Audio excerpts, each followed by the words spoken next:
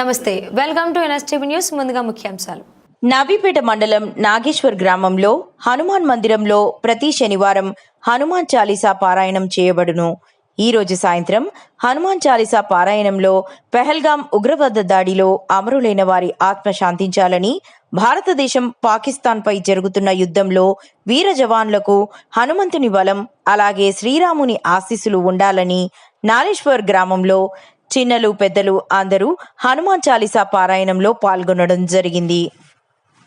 ఏదైతే మన భారతదేశం గొప్ప దేశంగా గర్వంగా భావిస్తున్నామో, ఇలాంటి దేశంలో పుట్టిన మనం ఏదైతే ఈ పాకిస్తాన్ యుద్ధానికి సైనికులుగా వాళ్ళు చేస్తున్న త్యాగాన్ని, వాళ్ళు చేస్తున్న కృషిని, వాళ్ళు చేసే కార్యక్రమాలు విజయవంతం కావాలని శ్రీ రాజరాజేశ్వర స్వామిని అలాగే మన హనుమాన్ స్వామిని కోరుకుంటూ ఈరోజు పారాయణం చేద్దాం.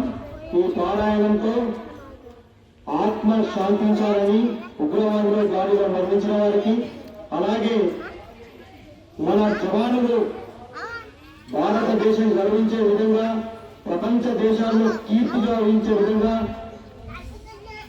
మోడీ గారి ఆశయాలు భారతదేశం గొప్పగా చెప్పుకునే విషయంగా వారి ఇంకా మరింత ముందుకెళ్లే విధంగా ఆ భగవంతుడు ఆశీర్వాదం ఎల్లప్పుడూ ఉండాలని వారికి ఈ పారాయణాన్ని నాగేశ్వర గ్రామంలో ఈరోజు ప్రారంభిద్దాం. జై శ్రీరామ్.